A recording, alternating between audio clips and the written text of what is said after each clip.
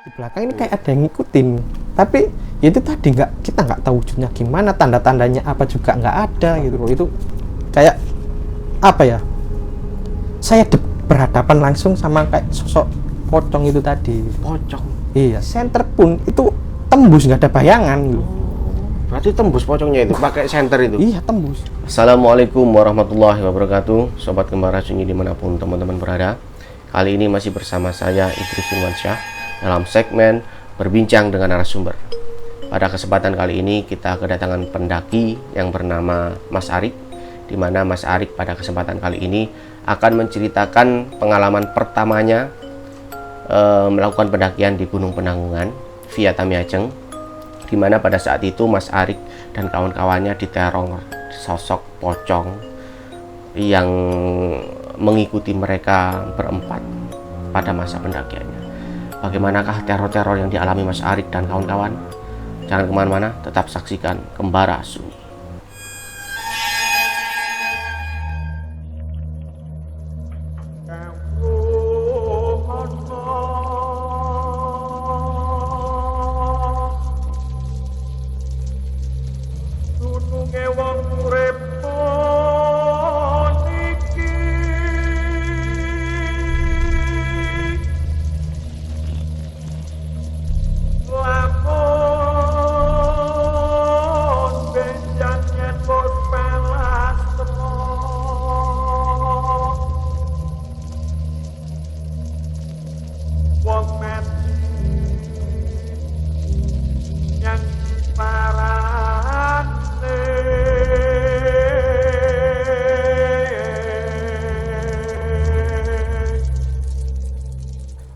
Assalamualaikum warahmatullahi wabarakatuh, Mas Ari. Waalaikumsalam warahmatullahi wabarakatuh, Mas Idris. Gimana kabarnya ini, Mas Ari? Alhamdulillah baik. Kesibukannya apa? Masih kuliah ya? Masih, Mas. Semester akhir tapi. Semester akhir? Iya. Udah skripsi berarti? Udah, tapi masih ya gitulah, revisi-revisi. Oh, mudah-mudahan segera dipermudah dan segera Amin, lulus ya. amin ya. Oh, ngomong jurusan apa ini? Jurusan tata boga, Mas. Oh, tata boga. Iya. Mayoritas kan biasanya tata boga itu cewek-cewek ya? Apa, Iya. benar? Apa cowok-cowok juga banyak yang jurusan itu? Kalau dulu sih mungkin masih banyak ceweknya, tapi kalau sekarang sudah mulai banyak peminat dari kalangan prianya. Oh, karena adanya Chef Juna, Nah, Arnold, iya itu mungkin karena ya? itu juga itu. Oh, iya ya, berarti pinter masak berarti ya? Insya Allah bisa. Bisa ya? Bisa lah. Oh, nanti cita-citanya jadi apa mungkin? Kayak Chef Juna itu mungkin? Ya lebih ke yang punyanya aja lah, yang punya. Oh, mantap. Iya. Berarti kayak punya restoran, Nah, itu. punya hotel. Amin. Amin. Selain kesibukan kuliah, kesibukan apa lagi mungkin, Mas? Ya kerja freelance di resto, hotel gitu, casual lah. Casual ya. Oke. Ya. Mas Haris di sini kan mau menceritakan pengalamannya di pendakian ya, gunung apa Iya, ini? Gunung Penanggungan, Mas. Penanggungan ya? Iya. Berapa kali ke sana? Kalau saya masih pertama kali Penanggungan itu baru sekali. Baru sekali. Iya. Kapan ini kejadiannya ini? Sekitar tahun kemarin bulan Desember, akhir-akhir tahun kemarin lah. Berarti pas corona? Iya, masih pas corona. Oke, menarik. Pas corona mendaki gunung. Iya. Dan tentunya ada pengalaman mistisnya ya.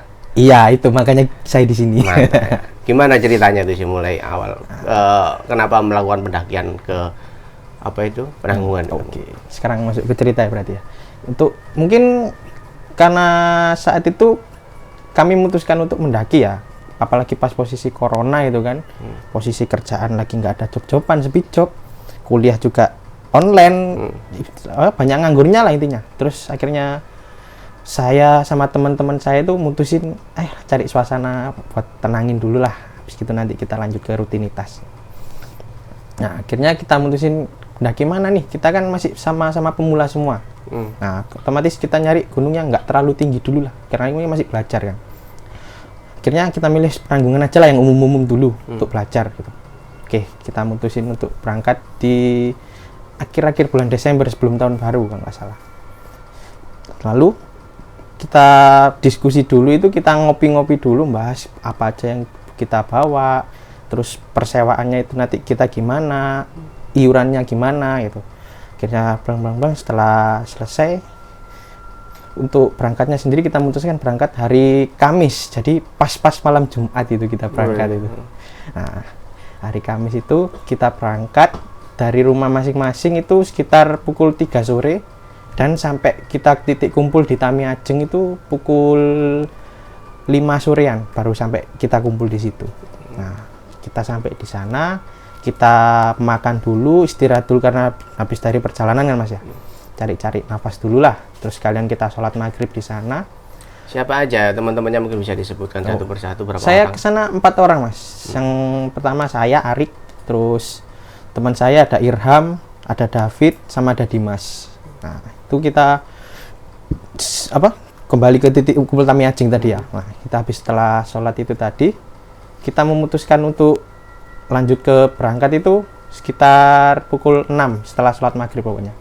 Itu kita saat mau berangkat itu kita ke pos pendaftaran dulu, kita daftar dulu, terus bayar uang tiket masuknya, terus kita di briefing dulu. Waktu kita seperti kita, apalagi kita masih pemula semua kan, waktu briefing itu juga ditanyain, ini di sini yang sudah pernah mendaki siapa saja. Yang dari kita berempat ini yang sudah pernah ke Penanggungan ini cuma David sama Irham. Jadi di sini posisinya saya sama Dimas itu masih sama-sama masih pemula, baru pertama kali itulah naik gunung itu. Nah, akhirnya sama pembinanya itu yang jaga pos itu tadi disuruh ya, yang berdua itu tadi yang jadi leader sama sweepernya yang di belakang itu tadi buat ngawasin kita berdua yang sama-sama masih pemula, saling mengingatkan, intinya saling membantulah gitu. Habis itu setelah briefing itu tadi doa, habis itu kita langsung berangkat perjalanan menuju ke pos 2. Nah, perjalanan pertama kita menuju ke pos 2 itu kita itu kloter terakhir Mas, jadi ibaratnya setelah kita udah nggak ada yang naik lagi, udah kita ini paling terakhir gitu. Nah, setelah kita berjalan itu gelap gitu kan, apalagi malam Jumat, tapi pasti itu kita nggak kepikiran kalau itu malam Jumat itu. Jadi masih awalnya masih fresh lah, masih karena masih baru berangkat gitu, fun aja lah gitu. Akhirnya setibanya kita di pos 2 itu kita istirahat sebentar di pos 2. Sayangnya kalau di kalau di Penanggungan di pos 2 itu kalau malam warungnya tutup. Di sana itu kan ada warung tuh Mas. Tapi kalau malam tutup. Itu padahal saya ingin tahu pos 2 itu warungnya gimana. Nah, tapi tetap kita istirahat dulu di situ. Ibaratnya kan apalagi kita yang pemula kan masih butuh pelemasan dulu tuh Mas. Nah, pemanasan lah ya. Kita istirahat dulu di situ. Nah, kalau di situ di pos 2 ini tadi itu suasananya sudah, kalau menurut saya sih mulai agak terasanya di pos 2 itu. Gimana suasananya atau auranya mau? Kalau auranya kita kan tahu kalau pos 2 itu kalau malam itu kan tutup. Tapi nggak tahu kenapa. Mungkin karena saya pertama kali juga ya, saya juga kurang tahu. Itu rasanya kayak warung itu rame gitu. Nah, saya kira ini semua teman merasakan yang sama. Ternyata saya nggak tahu, makanya saya diem aja kok rame. Habis itu nggak selang beberapa saat itu baru duduk sekitar 5 menitan gitu. Kita kan sambil nunggu adzan isya ceritanya di pos 2 itu, karena kita sampai pos 2 itu jam 7-an. Kita nunggu adzan isya itu pas duduk bleng, sebelum itu masih belum adzan itu, masih kayak sholat gitu. Itu tiba-tiba kayak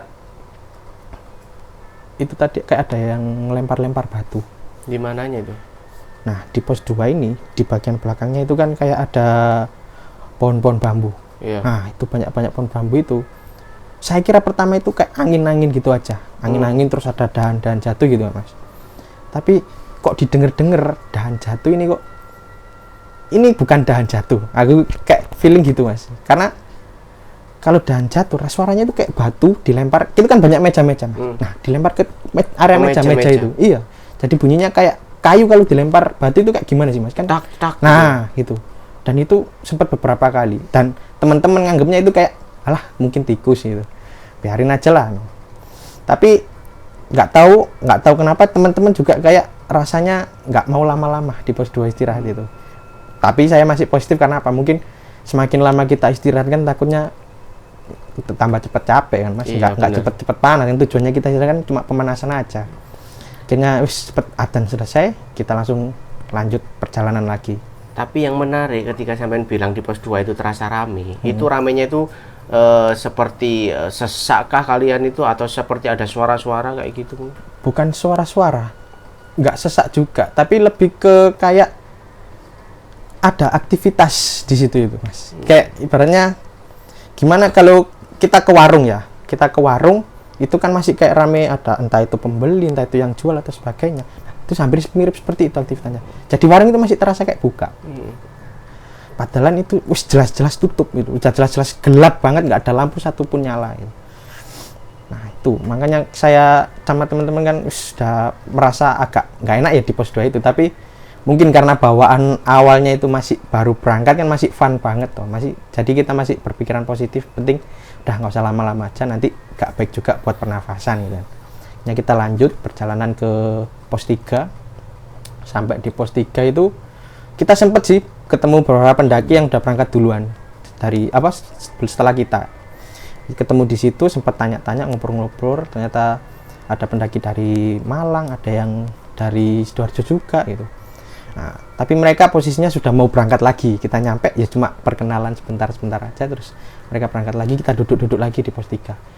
Nah, Gunung Penanggungan ini sendiri kan terkenalnya kayak adiknya Semeru tuh, Mas. Jadi treknya itu emang pendek tapi lumayan terjal lah gitu. Jadi ya nafas ini, apalagi yang pertama kayak saya kan, nafas itu masih ngos-ngosan banget lah gitu. Senin Kemis kalau bilang.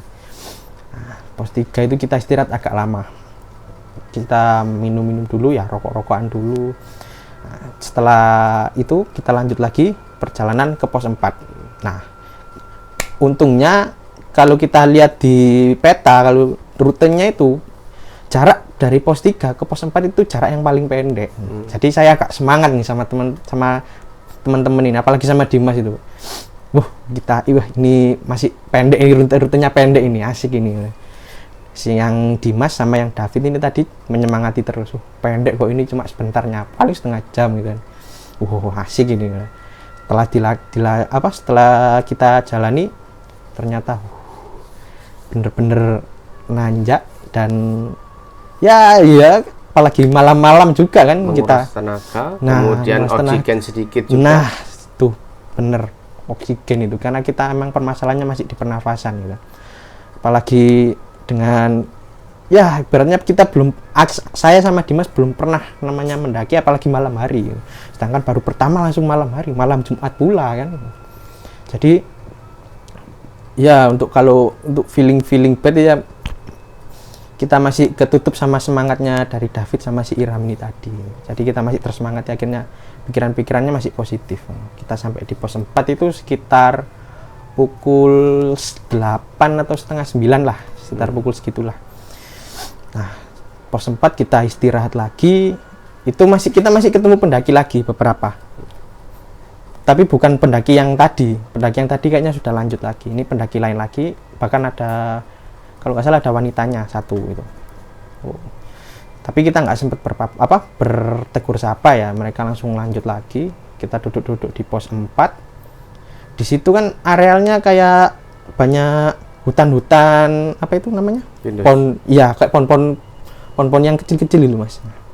Nah, tapi vegetasinya nggak rapat, masih agak renggang. Nah, dari situ masih saya nggak sengaja mendengar kayak daun-daun, suara kayak daun digesek-gesek gitu, Mas. Serak-serak kayak. Nah, kayak langkah gitulah.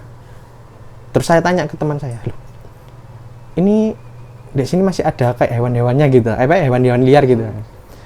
Nggak ada, di sini sudah jarang lah, paling cuma kayak anjing atau ayam-ayam hutan gitu mungkin masih ada, tapi kalau untuk yang sekelas babi atau udah nggak ada mungkin. Ya udah, tapi saya nggak bilang kalau saya mendengar suara itu, karena saya seingat saya kalau di gunung, saya apalagi lihat di YouTube ya, itu saya belajarnya itu kalau kita ngerasakan hal yang aneh waktu naik, kita kan sebaiknya tidak menceritakan dulu sebelum turun. Akhirnya saya diam, saya menahan gitu. Oke, saya anggapnya juga mungkin ayam gitu, kesek-kesek gitu. Terus lanjut perjalanan lagi setelah dari pos 4 ke Puncak Bayangan. Ini yang agak ekstrim dan agak ganjil juga, terutama di pos ketika mau ke Puncak Bayangan itu, ketika saat kita mau sampai itu yang terkenal itu ada yang namanya Cemara Terakhir, Mas. Nah, di Cemara Terakhir ini kalau saya tahu dari David sama si Iram ini tadi yang pernah ke sini ya, itu sebelumnya saya pernah mendengar katanya mereka sempat ditampakin sosok perempuan, tapi dia duduk di situ sambil membungkuk gitu. Nah, di situ saya sempat dibilangin sama Iram, Rik, itu sekitar 50 meter lagi udah itu yang namanya puncak namanya cemara terakhir gitu. Oh iya tahan. Akhirnya agak tegang kan, apalagi saya baru pertama. Iya, teringat agak tegang gitu, teringat ceritanya gitu. Akhirnya tetap lanjut perjalanan pelan-pelan. Nah, terus ketika sampai di cemara terakhir itu saya lihat sendiri cemara terakhir itu kayak gimana rupanya, dan emang ada yang ganjil di situ, entah itu apa ya, ulah manusia atau memang ada yang ganjil di situ, tapi kenapa aromanya di situ itu kayak menyengat banget, aroma busuk. Iya, busuk, amis gitu-gitu. Nah, saya ngiranya ini, saya sempat tanya ke Iram gitu, Ham, di sini sering dipakai tempat buang air dah gitu. Karena kan mungkin dari buang air manusia itu juga efek juga kan. Wah, kalau itu saya kurang paham, kata Iram. Kalau itu nggak paham aku, Rik. Nah, terus akhirnya ini baunya menyengat banget loh. Yang Iram sendiri malah gak terlalu gitu. Maksudnya dia nggak terlalu merasakan aroma itu. Sedangkan saya maksudnya bau bener gitu. Masa senemen ini Rek orang-orang buang air kecil sembarangan gitu. Ya lah, akhirnya saya nggak ambil pusing, udah lanjut aja, cepet lanjut, bau gak enak gitu. Kita lanjut perjalanan dari cemara terakhir ke puncak Bayangan kan udah deket banget tuh Mas, sudah mau nyampe. Setelah kita nyampe di puncak Bayangan, jam berapa ini? Sekitar jam 10 kita nyampe di puncak Bayangan itu. Kita langsung bertenda, terus langsung prepare buat masak, semua pada kelaparan semua kan udah. Setelah masak makan, saya langsung tidur. Nah, di sini salahnya teman saya yang Dimas ini tadi, kita kan sama-sama pemula nih. Nah, yang lain itu semua habis makan pada langsung istirahat. Nah, sedangkan si Dimas ini dia masih melekan, asik-asik rokokan, ngopi, main HP. Karena kita tahu di Gunung Penanggungan ini sendiri, di puncak Bayangan itu masih ada sinyal gitu.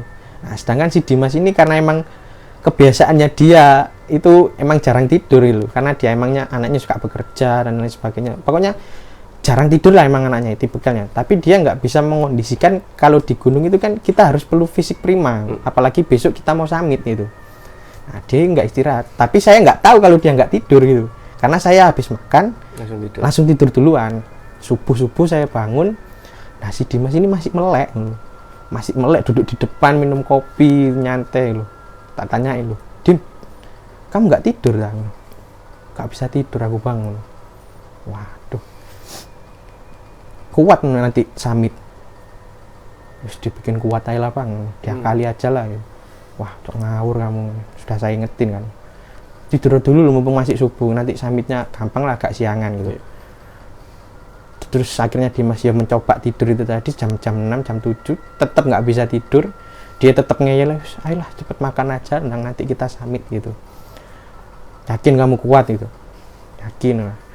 Karena di sini pun si Dimas ini prepare-nya untuk alat daki pun dia perlengkapannya masih kurang gitu loh.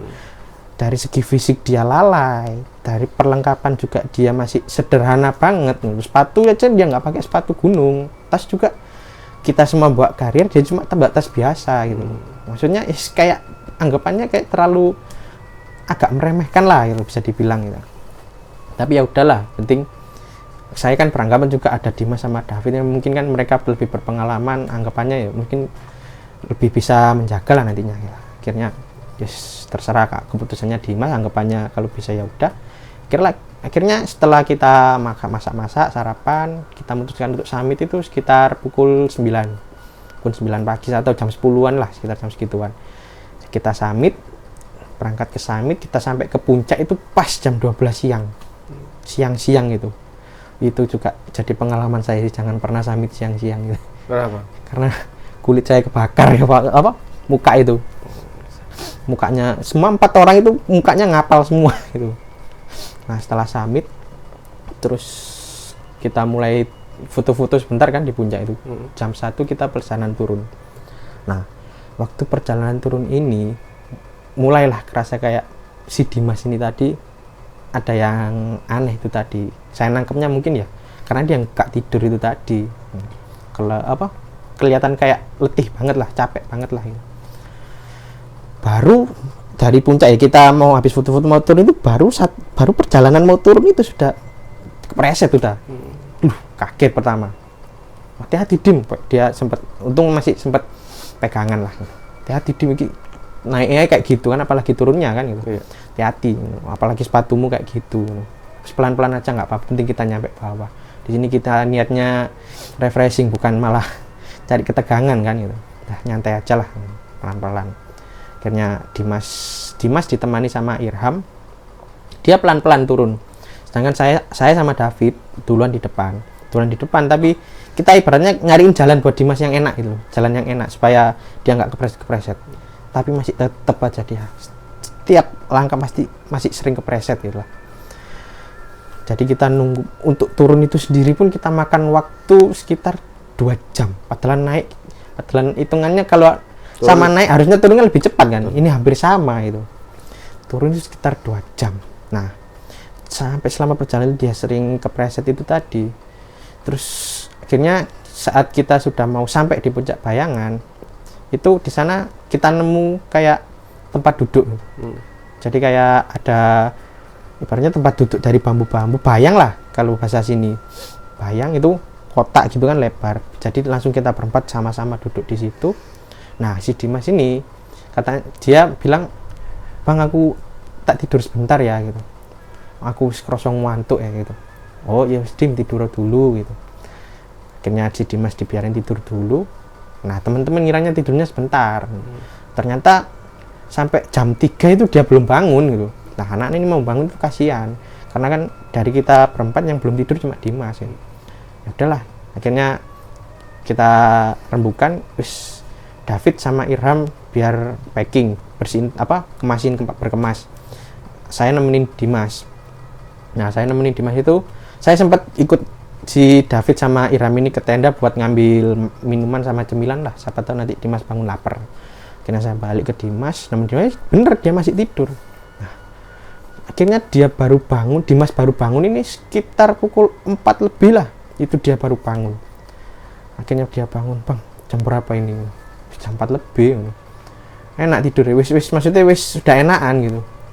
Lumayan lah Bang, tapi kakiku masih sakit semua gitu katanya.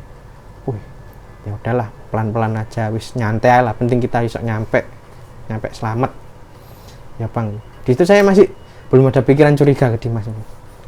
Karena saya masih belum merasa ada yang ganjel. Saya ngiranya cuma karena dia kurang istirahat gitu aja. Akhirnya kita turun ke puncak Bayangan itu tadi, ke tempatnya Irham sama Dimas tadi, ke tempat tenda kita ya kan. Udah beres, sudah diberesin semua sama David sama Irham. Tas sudah di packing semua, sudah tinggal ngangkut. Nah, si Dimas ini tadi minta, kan saya itu membawa kayak obat nyeri gitu kan, untuk dioleskan itu tadi. Nah, itu tadi Dimas pakai minyak nyeri itu sampai banyak banget gitu. Saya tanya, "Kamu nggak kepanasan tak pakai banyak gitu?" "Nggak apa-apa bang, ini nemen soalnya." Kita akhirnya kita bertiga kan merasa tambah kasihan kan, mesti berhati-hati lagi kan jadinya. Ya udahlah, kita olesin sampai saya urutin itu kakinya, saya perban sama minyak itu tadi biar awet panasnya gitu. Udah mendingan gitu, lumayan Bang, tapi ya masih agak kerasa lah gitu. Ya udahlah, akhirnya gak apa-apa, jalan pelan-pelan aja sampai aku. Kok Irham juga standby kok. Pokoknya tugasnya yang David ini emang buat nyari jalan yang terenak lah untuk kita gitu.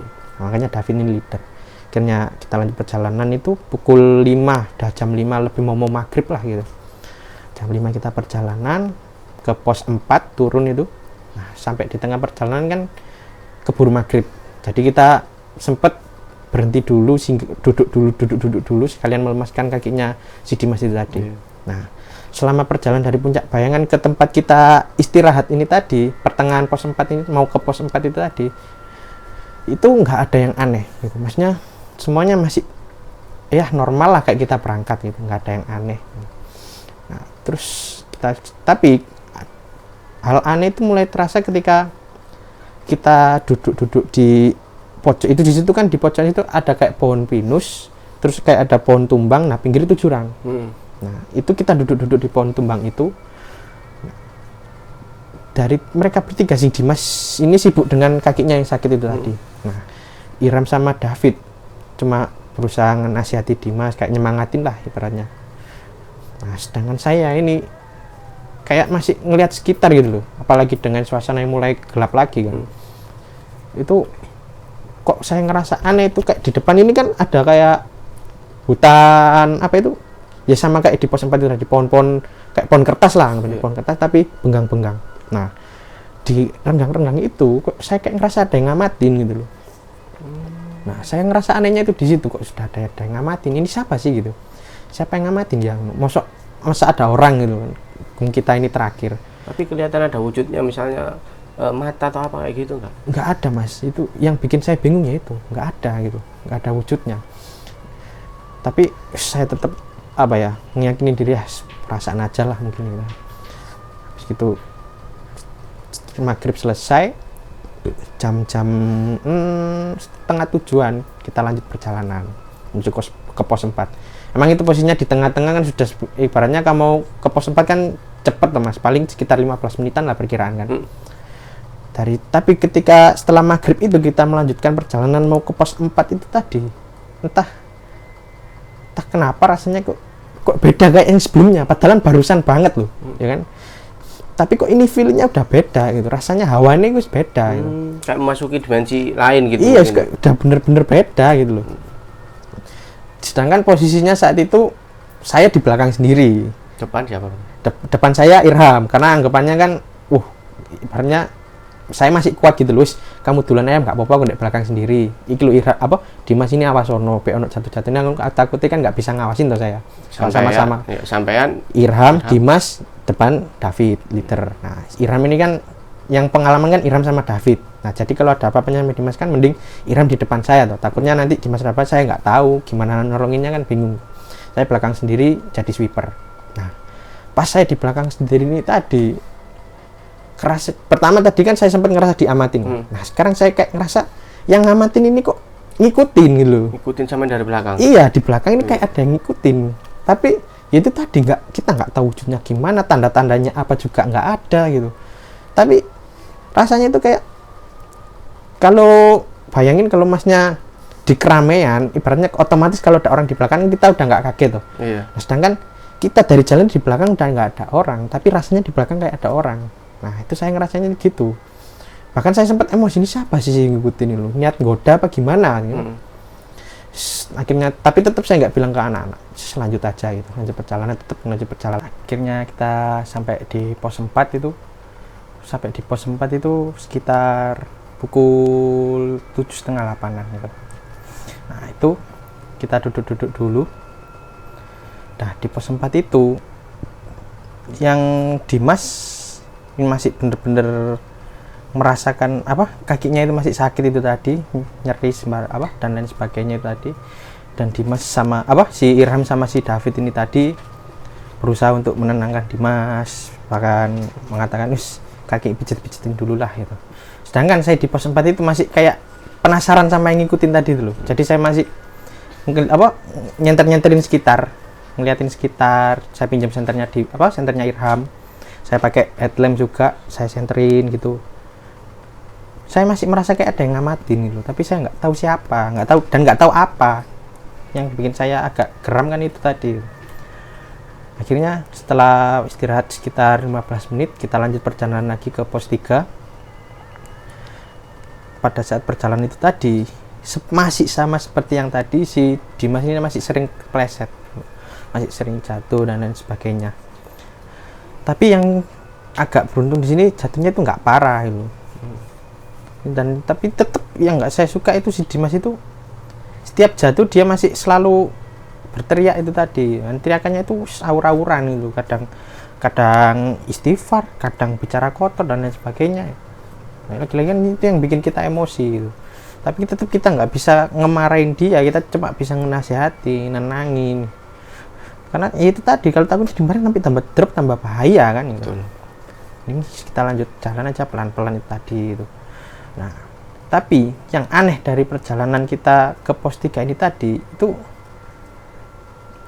terasa kayak jalan ini kayak semakin panjang gitu loh. Nah, padahal kalau kita ninjau dari yang awal itu tadi kan rute dari pos 3 ke pos 4 itu paling pendek. Apalagi turunnya kan harusnya lebih cepat gitu loh. Sedangkan ini perjalanan kok terasa kayak lama gitu. Padahal kita mengamati sekitar, jalan itu sudah sesuai, sudah sama kayak yang waktu kita berangkat. Pohon-pohonnya, pembatasnya, tanda-tandanya dan sebagainya itu sama, tetap sama. Tapi nggak tahu kenapa kok terasanya kayak panjang banget itu. Terlepas dari si Dimas ini sering jatuh ya, karena jatuh itu cuma jeda mungkin cuma 2 menit 3 menit lah itu, jatuh terus berdiri lagi jalan, jatuh berdiri lagi jalan. Tapi nggak tahu kenapa yang aneh kok terasa lama banget, kerasa kayak diputer-puterin jalannya itu tapi sama itu. Nah kita sempat ada firasat ini, si David itu sempat ada firasat ngomong kok kerasa lama ya, masa kita keliru jalan ke jalur via Jolotundo gitu, sedangkan kita kan lewat Tamiajeng gitu. Masa kita keliru jalan, tapi ininya tetep kok. Nah, sedangkan saya sendiri yang pemula aja masih ingat nih loh, ini loh masih tetep mas, pembatasnya masih tetep gitu, pembatasnya masih sama, pohon-pohonnya juga masih sama, bahkan ada kayak tangga gitu juga sama gitu. Akhirnya kita terus coba lanjut jalan saja pelan-pelan gitu, masih lanjut jalan terus pelan-pelan, si Dimas sambil nemenin Dimas itu tadi, sampai akhirnya itu posisi saya masih merasa ada yang ngikutin gitu. Dan tapi posisi saya masih sweeper, masih di belakang, si Iram masih di depan saya. Terus semakin lama semakin kita berjalan itu kayak yang ngamatin ini semakin deket gitu mas. Jadi yang tadinya ibaratnya ngamatin dari jauh, saya ngerasanya kayak ngamatin dari jauh, sekarang ini ngamatin semakin deket dan sampai pada titik di belakang, saya ngerasa di belakang saya pas gitu. Masa ada orang kelima ini kan. Tapi saya pakai headlamp, saya lihat itu nggak ada gitu. Saya noleh ke belakang berkali-kali itu nggak ada. Bahkan saya lihat kanan kiri itu nggak ada. Gitu. Tapi kok rasanya kayak deket banget. Bahkan kayak ada kayak dengar suara kayak nafas gitu. Terasa di punggung. Iya. Indah. Deket banget gitu loh. Akhirnya, semakin deket kan semakin gak beres kan perasaan saya kan. Saya akhirnya bilang, Ham, jalannya jajar aja kita gitu. Kan maksudnya baru pertama kali itu saya ngerasa kayak bener-bener deg-deg kayak ketakutan gitu lah gitu. Akhirnya saya jejer sama Irham, ada apa gitu. Maksudnya Irham sendiri kan nggak biasanya ngeliat saya takut sama urusan-urusan yang gitu-gitu kan, tapi baru kali ini saya kok minta ditemenin gitu loh. Ada apa? Gak apa-apa, kok tak ceritani gitu. Nanti aja tak ceritain gitu. Kita lanjut jalan pelan-pelan gitu.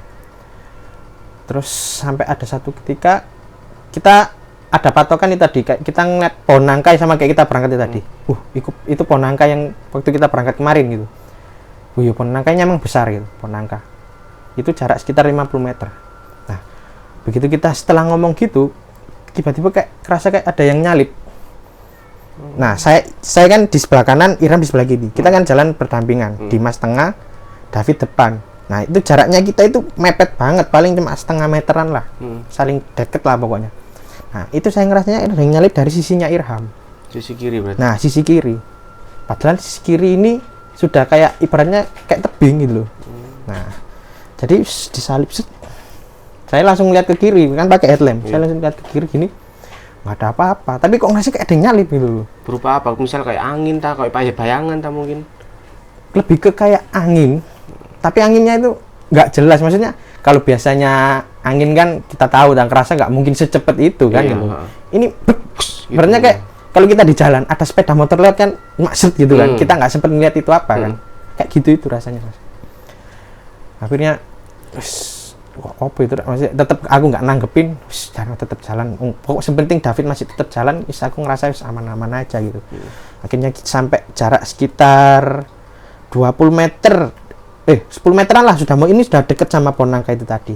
Saya ngeliat ke kanan itu di pohon nangka ini di sampingnya itu ada kayak vegetasi ya, bambu-bambu campur lah pohon-pohon gitu. Itu sudah mau deket. Nah tiba-tiba si David ini ngerem dadak, maksudnya tiba-tiba berhenti. Saya sampai sempet nabrak Dimas lah gitu. Kaget saya, astagfirullah gitu. Loh, ada apa gitu? Bentar gitu. Si David bilang gitu, bentar gitu. Nah, saya sambil David ini kan masih kayak ibaratnya kayak gak tau lah, kayak kaget gitu, masih nyenterin sana sini, nyenterin depan kanan kiri. Kok tiba-tiba berhenti? Saya kan otomatis ikut ngeliatin kanan kiri belakang, saya noleh lagi kok Saya udah ngerasa kayak nggak ada yang ngikutin di belakang Iya. gitu loh. Oh, sudah nggak ada lagi. Sudah nggak ada yang ngerasa ngikutin di belakang karena anggapannya mungkin karena sudah nyalip itu tadi Oh, kan. iya. Nah, nggak ada yang ngikutin, saya noleh kiri noleh belakang. Nah, pas itu saya nyoba noleh ke kanan lagi ke arah yang vegetasi bambu itu tadi yang deket sama pohon nangka tadi. Nah, pas saya noleh gini, astagfirullah, itu kayak apa ya? Saya berhadapan langsung sama kayak sosok pocong itu tadi. Pocong. Iya. Tapi wajahnya itu nggak ada. Herannya itu wajahnya itu nggak ada, cuma jadi kayak kosong gitu. Tapi benar-benar nyata bentuknya pocong. Iya, nyata dan gimana ya? Posisinya kalau waktu itu saya teriak, yang lain pasti juga ikut kegopo kan, maksudnya ikut tegang gitu, semakin bahaya gitu. Jadi saya berusaha ngempet ya mau istighfar, mau sampai kaget gimana sih gitu. Bingung saya ngelampiasinya. Terus ingat dengan wajah kosong itu tadi, saya pakai headlamp kan, saya pikirannya gitu. Headlamp otomatis yang saya senterin itu yang saya lihat gitu. Dan di center pun itu tembus, nggak ada bayangan gitu. Berarti tembus pocongnya itu pakai senter itu. Iya, tembus gitu. Nah, posisi pocongnya itu sebelah mana? Di sebelah kanan saya pas ini kan barisannya saya jejer Irham, tengah Dimas, depan David. Nah, pocong ini di tengah-tengah ngadep ke Dimas, ngadep ke si Dimas ini gitu. Saya setelah ngeliat gini nyenter, saya langsung langsung refleks lihat ke bawah. Astagfirullah, langsung lihat ke bawah gini.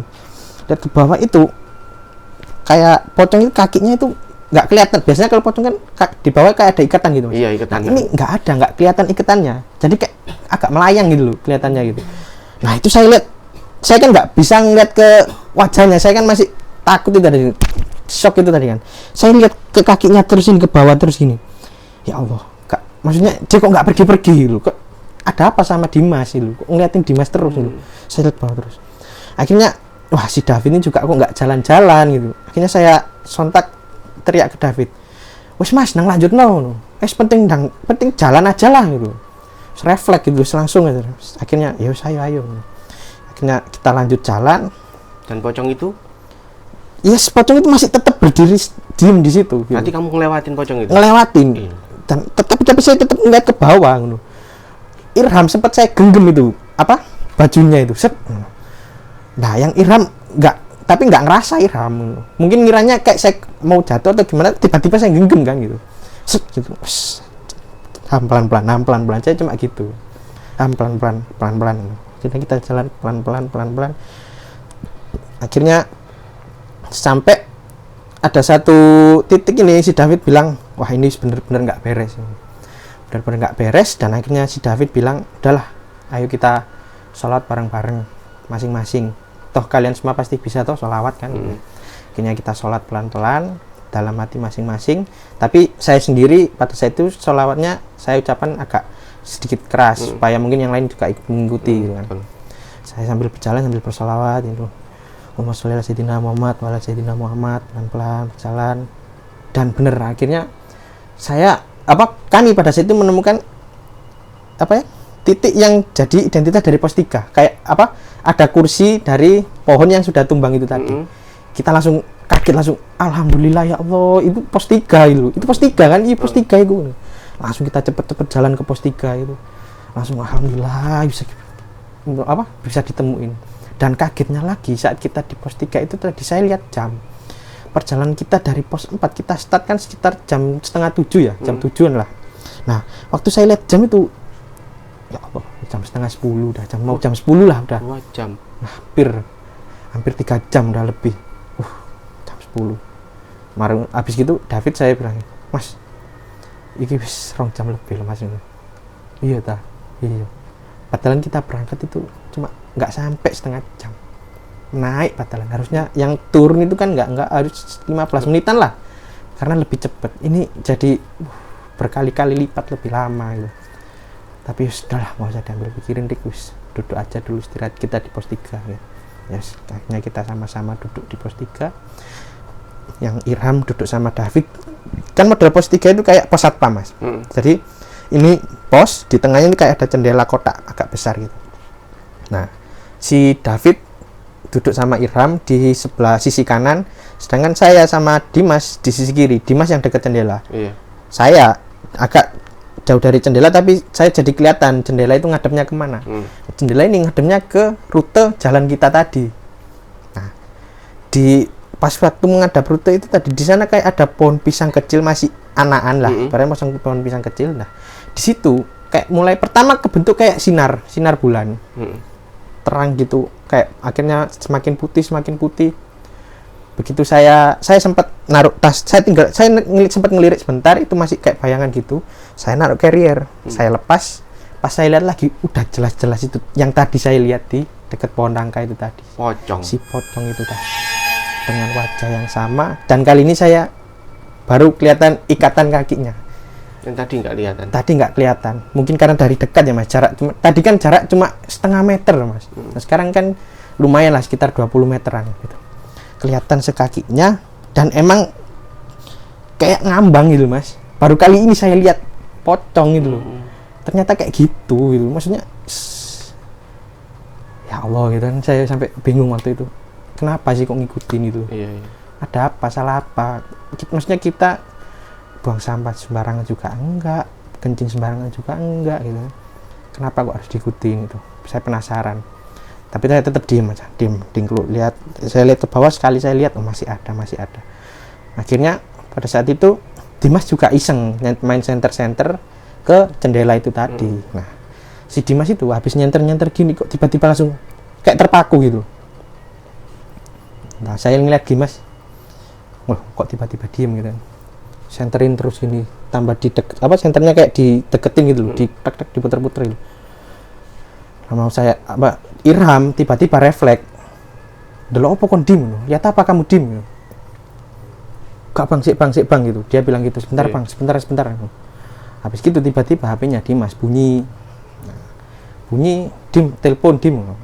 Oh iya, habis itu dia masih posisi ngeliat ke jendela sambil megang telepon, megang HP. Akhirnya ngangkat telepon, ternyata yang telepon itu ibunya.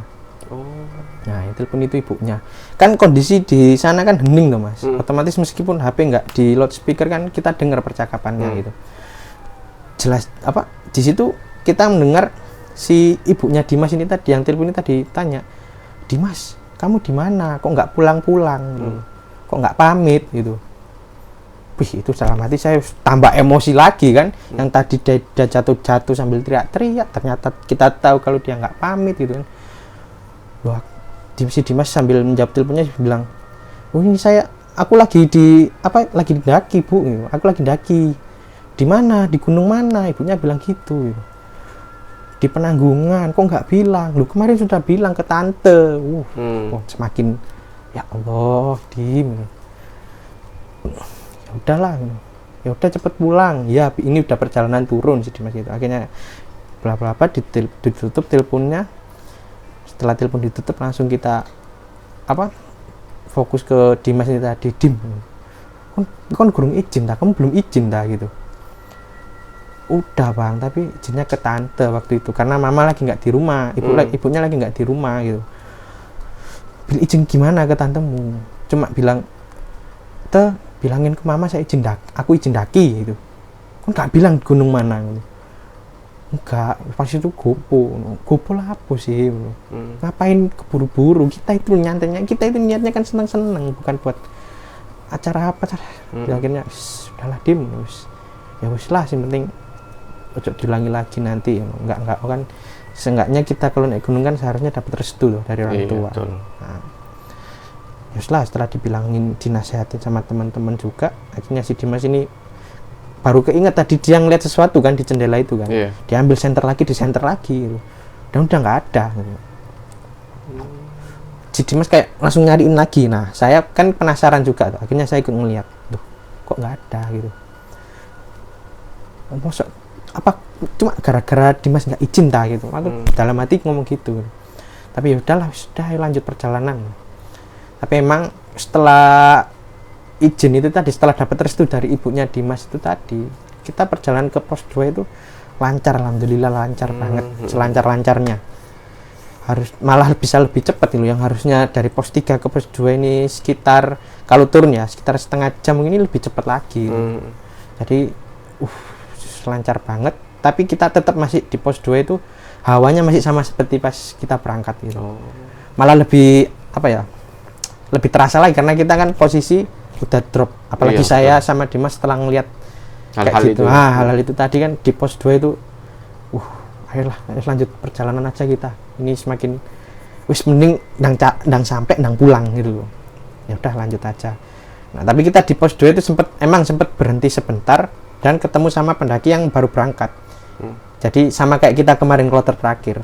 Nah tapi ini isinya ada 6 anak masing-masing cewek cowok gitu, dan masih muda-muda semua, masih sekitar kelas masih SMA-an lah, anak-anak SMA gitu. Nah itu mereka sempat berhenti di depan pos 2 ini, kayak ada sama kayak pos satpam kayak gubuk gitu. Nah mereka berhenti di situ. Nah, setelah mereka berhenti di situ, si gerombolan ini tadi yang depan sendiri ada yang bawa batang kayu. Nah mereka berhenti di situ naruh batang kayu, habis itu lanjut perjalanan, itu batang kayunya ditinggal di pos itu. Nah tiba-tiba si batang kayu ini nggak ada angin, nggak ada apa, jatuh gitu. Jatuhnya ke arah kiri gitu. Jadi ini pos ini kayunya disenderin gitu. Tiba-tiba jatuh kayunya. Astagfirullah. Kebetulan yang lihat semuanya. Astagfirullah. Udah lanjut perjalanan. Dan kita cuma gitu aja, simple. Nggak pingin mikir aneh-aneh, nggak pingin simple. Kita lanjut perjalanan aja. Dan pada saat itu kita mau lanjut perjalanan, seingat saya si David kayak apa ya, kayak ngelihat ada sesuatu di pos 2 itu. Sempat disenterin gitu, tapi udahlah lanjut perjalanan aja gitu. Terus kita lanjut perjalanan, akhirnya alhamdulillah kita sampai di Tamiajing itu, di pos 1 itu tadi. Kita langsung mandi, makan, lain sebagainya, dan di situ baru kita saling klarifikasi. Saling klarifikasi, saling cerita apa yang tadi kita alami gitu. Nah di situ kita cerita, saya pertamanya saya dulu yang tanyakan ke David, karena barusan banget kan di pos 2 itu tadi. Mas, kenapa tiba-tiba tadi nyenter ke pos 2 gitu? Nggak apa-apa Rik, aku tadi kayak ngelihat kayak ada anak kecil tapi nggak kelihatan rupanya, maksudnya hitam banget, full kayak bayangan gitu. Tapi di pos 2 itu kayak berdiri ngeliatin kita gitu. Oh, apa yang dia ini ngerubuhin itu batang kayu itu? Mungkin bisa jadi, tapi posisinya saat itu kan pos 2 di sini, sedangkan yang kayu itu kan di seberangnya, Mas. Oh, mungkin teman-temannya mungkin ya. Nah, karena itu tadi kan, karena yang waktu kita cerita di awal tadi kan pos 2 ini kan terasa kayak rame itu, Mas. Hawanya itu kerasa kayak rame, kayak banyak yang beraktivitas di situ kan. Oh, ada anak kecil itu tadi. Malah saya mengiranya mungkin anak kecil ini yang ngisingin kita waktu kita berangkat, kayak ada batu yang dilempari tadi. Nah, mungkin si anak ini gitu kan. Oh ya udahlah, paling iku Mas gitu yang ngelempar batu pas kita berangkat kemarin. Ya bisa jadi sih, Rik. Cuma yus biarin lah gitu. Cuma itu aja gitu. Terus akhirnya saya tanya ke Dimas gitu. Dim, tadi kamu nyenterin apa di pos 3? Nyenterin apa kamu? Tadi aku kayak kelihatan ini Bang, kayak segitiga warnanya putih. Di situ saya sengaja nggak ngomong, nunggu dia ngomong dulu. Saya mau menyamakan persepsi saya, apa yang saya lihat berarti beneran apa enggak kan. Saya mau tahu. Di situ saya ngeliat kayak segitiga warna putih Bang. Wis sebutno ya apa gitu, pocong Bang gitu. Berarti sama. Saya bilang, kamu tahu nggak, tadi itu dia berdiri di sampingmu pas waktu si David berhenti. Waktu di pohon waktu di pohon nangka itu, waktu si David tiba-tiba berhenti itu tadi. Dan si David akhirnya denger itu kan, nyauti langsung, duh, emang ada itu tarik? Iya. Nah sekarang saya tanya ke sampean Mas itu, tadi kenapa sampean tiba-tiba berhenti? Tadi aku tiba-tiba berhenti tuh, soalnya moro-moro tiba-tiba kayak ada yang lewat gitu di depan. Set putih, tapi David nggak ngelihat itu apa gitu. Dia cuma bilang kayak sekelebat aja, makanya saya kaget gitu. Makanya dia kaget dan tiba-tiba berhenti gitu. Set, pas di depan dia soalnya katanya, set gitu. Nah itu berhentinya di sampingnya Dimas. Tak bilang ke David gitu. Iya. Tapi anehnya akhirnya saling klarifikasi tadi. Anehnya ketika di pos 3, kenapa setelah si Dimas telepon tiba-tiba itu hilang dan nggak ada yang ngikutin lagi. Dan perjalanan kita dari pos 3 ke pos 1 bahkan lebih cepat dari perjalanan kita dari pos 4 ke pos 3. Betul. Ya kan? Iya ya ngono. Akhirnya itu tadi sama-sama, akhirnya kita sama-sama metik pelajaran kalau si Dimas ini tadi, alangkah baiknya besok lagi kalau kita mau mendaki lagi, mending minta restu yang bener-bener jelas lah, izin yang bener-bener jelas ke orang tua. Betul. Kita mendaki kemana, ke gunung apa, berangkatnya berapa hari rencana, gitu kan. Harus bener-bener dipersiapkan secara mateng. Apalagi dengan si Dimas ini tadi mungkin juga dengan kondisi fisiknya yang drop itu tadi karena dia kan nggak tidur. Tapi ya kita juga bingung mau menyalahkan kayak gimana. Dimas ini juga dari kita berempat, si Dimas ini yang paling muda gitu. Dan beda selisihnya ya lumayan 3 tahun gitu kan. Jadi ya udahlah, namanya juga anggap aja jadi pelajaran buat Dimas lah gitu. Tapi memang setelah itu Dimas dari Penanggungan itu dia agak males buat naik gunung lagi gitu. Karena ya termasuk mungkin trauma lah. Ada trauma sedikit Karena mungkin ya. ada trauma dan dengan rute yang kayak gitu mungkin dia beranggapan semua gunung sama kan. Tapi tetap kita kalau mau naik gunung tetap kita ngajak Dimas, entah dia mau atau enggak keputusannya dia. Tapi kalau pribadinya Mas Arik sendiri ketika pertama kali mendaki kemudian dilihatin sosok-sosok seperti itu gimana, trauma enggak? Kalau saya sih enggak Mas, karena maksudnya saya tahu permasalahannya di mana gitu. Karena sebelum saya mendaki pun saya sempat mempelajari, maksudnya apa sih di gunung, pantangannya itu apa? Apa yang harus kita lakukan ketika di gunung? Mulai dari segi psikologis, fisik, bahkan dari segi hal yang mistis sekalipun saya harus persiapkan gitu. Nah itu apalagi saya pertama kali kan, otomatis parnonya masih banyak lah gitu. Nah jadi saya banyak pelajari, jadi saya lebih berarti bener yang saya pelajari di internet gitu loh, dari media-media. Ternyata emang bener kalau kita berangkat itu bukan hanya persiapan fisik, mental, bahkan finansial, tapi restu dari orang tua juga mempengaruhi. Sepakat. Nah, jadi kita benar-benar harus mempersiapkannya secara matang lah.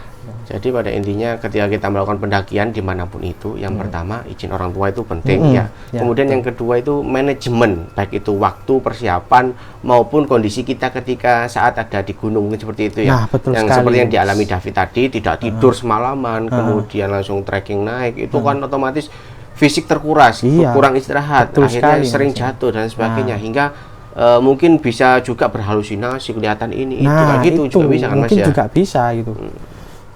Ya untung aja, maksudnya jadi yang dia lihat pun kalau emang sama dengan saya ya berarti bukan halusinasi kan, iya, gitu kan. Benar. Tapi emang itu jadi poin penting sih. Nggak peduli seberapa pendek gunung itu, seberapa tinggi gunung itu, tetap kita harus mempersiapkannya segalanya secara matang gitu. Matang. Siap sekali. Oke Mas Arik, terima kasih sekali lagi sama-sama, atas pengalamannya, berbagi ceritanya dengan kami di Mumbara Sunyi. Mudah-mudahan cerita ini bisa menjadikan pelajaran bagi kita, kemudian bisa juga menjadikan rujukan mungkin ketika teman-teman mau menaik Penanggungan, medannya itu seperti apa, pos-posnya seperti apa, kemudian estimasi waktunya seperti apa. Itu mudah-mudahan bisa dijadikan rujukan buat teman-teman yang akan mau menaik Penanggungan via Tamiajeng ya. Ya, selamat sekali lagi, terima kasih dan selamat melanjutkan aktivitasnya. Kembali lagi Mas Arik, mudah-mudahan dipertemukan ke hari-hari selanjutnya ya. Iya, siap. Terima kasih Mas. Siap. Assalamualaikum. Waalaikumsalam.